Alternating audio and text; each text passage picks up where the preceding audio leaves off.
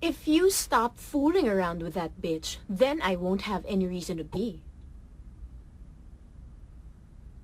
Cut! Okay. So far, so good. Yes, ma'am. Pero Sandra, focus pa. Okay, great job. Paradalian natin. That's all for tonight. It's a wrap. Thank you. Sarap. Ano ka ba naman, Lucy? Huwag mo sabing iniyakan mo pa rin yung lalaki yon. Anniversary dapat namin ngayon eh.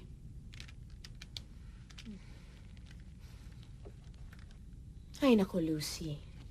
You want to know what your problem is? Is that you take all these boys so seriously. Tignan mo ako, ha? Hindi ko naman sila sineseryoso, pero tuwing dumadaan ako sa harap nila, para mabali na yung leeg nila sa kakatingin sa akin, di ba? Hindi ako kagaya mo, Sandra. Gaga. E pumatol ka ba naman sa may asawa, tapos ngayon iiyak-iyak ka?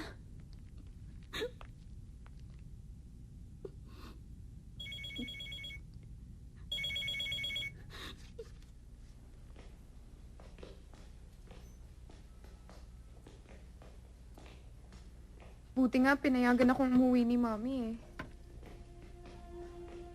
No, hindi sasama si Mami.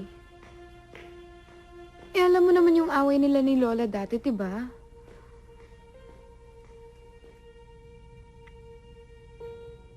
Wala na si Lola. I miss her so much. Alam na ba to ni Sandra? Oo, alam niya. Ate Eileen, I really miss Lola. Yeah, I know. Everything's gonna be fine. Talaga, ate? Yes, akong bahala sa'yo. Okay? Don't worry about it. I promise.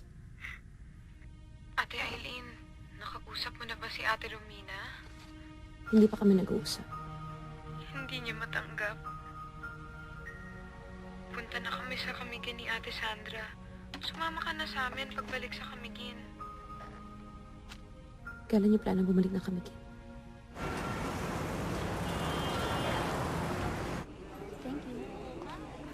Si Ate Sandra? Enjoy your flight, ma'am. Enjoy your Oh, yan na. Speaking of the date, Eileen, wait for me! Yaya, halika na. Eileen! Gate 5. Enjoy your flight. Oh, ikaw na bahala dito. Enjoy your flight, ma'am. Ano Enjoy ka your naman, flight. Sandra?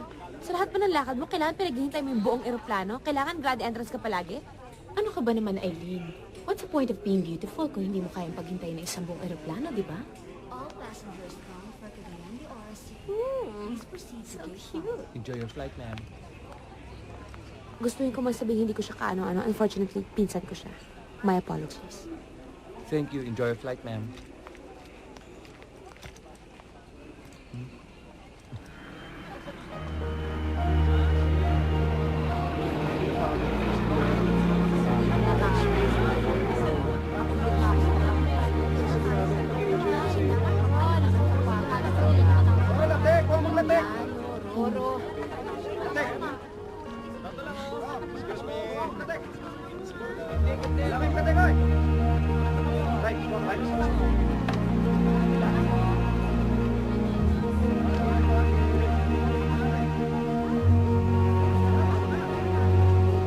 I miss this place so much.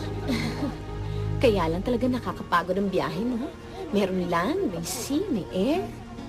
Yeah, but it's worth it. Ang ganda ng Camiguin. Come on, guys, let's go. Tara.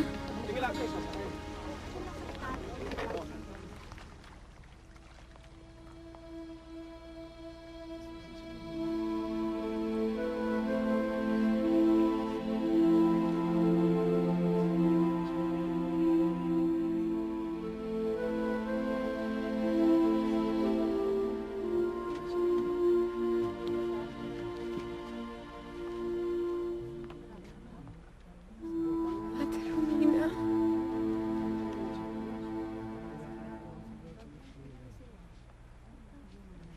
Siya nga pala si Lucy, yung kinikwento ko sa'yo. Condolence.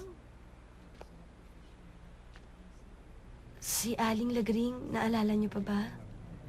Sandra?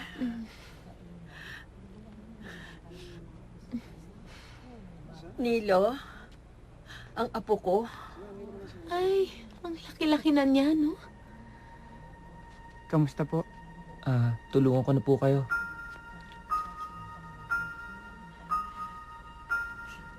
Thanks. Eileen, Mano po, Aling Lagring.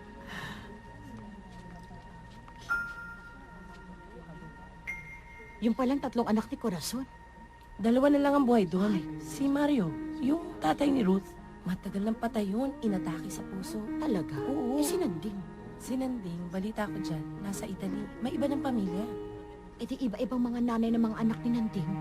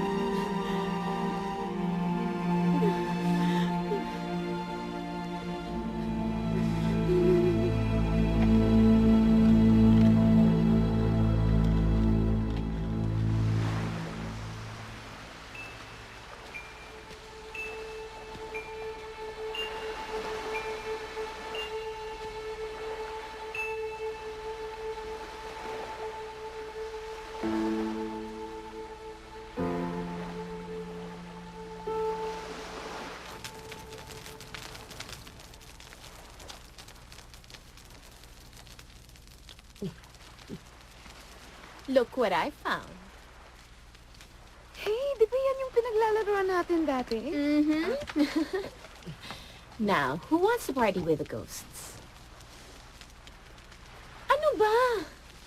Ay, naku naman kayo. Baka this is the perfect time for us to call Lola Spirit. Malay nyo, meron pa siyang gustong sabihin sa atin, di ba?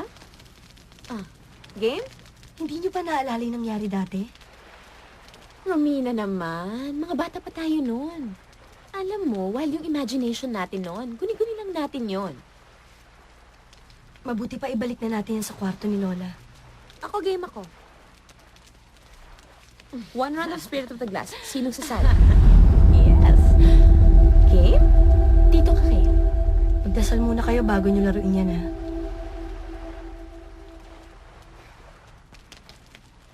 Spirit of the Glass.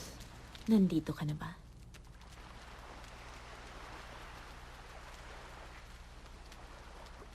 Spirit of the Glass. Nandito ka na ba?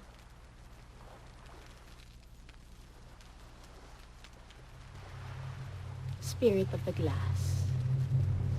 Nandito ka na ba?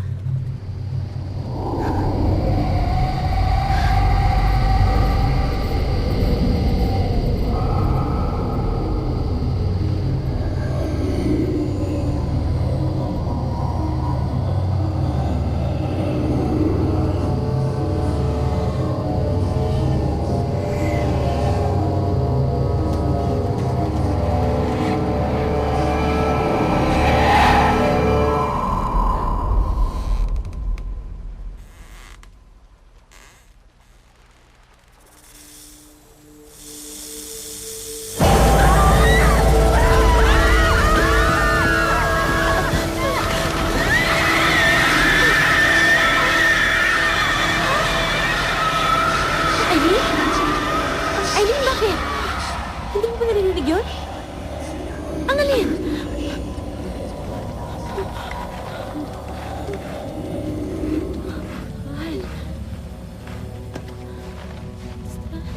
Mabuti pa, umuwi na lang tayo. Ayokong matuklaw ng ahas. Bigyan niyo naman ako ng love life. Sige po. Mauna na po kayo. Ako na pong bahala dito. Ayun Balikan na, umuwi na tayo. Eh, di tara na. Let's go, let's go. Tara, dali.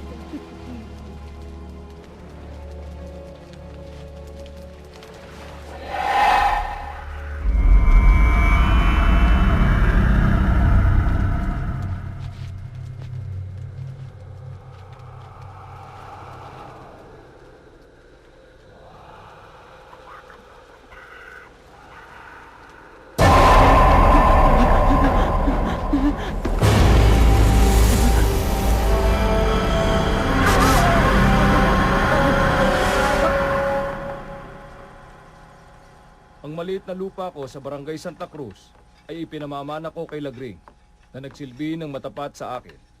Ang condominium sa Maynila ay ibinibigay ko kay Eileen. Ang aking mga alahas ay ipinamamana ko kay Sandra. Ang aking beach property dito sa Camiguin ay binibigay ko kay Ruth.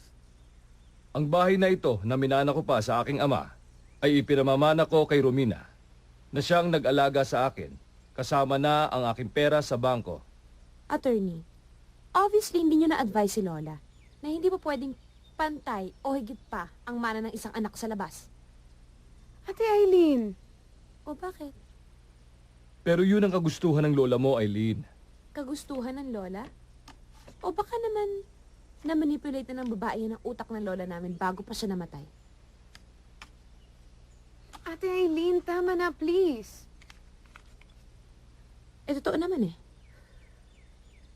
Kaya niya pinagtsaga ang alagaan si Lola dahil sa mamanahin niya.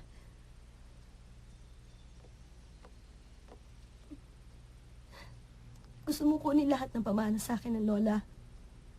Sige, sa'yo na. Sa'yo ng lahat. Pero wag mong huhusgahan ang pagmamahal ko sa kanya dahil wala kang karapatan.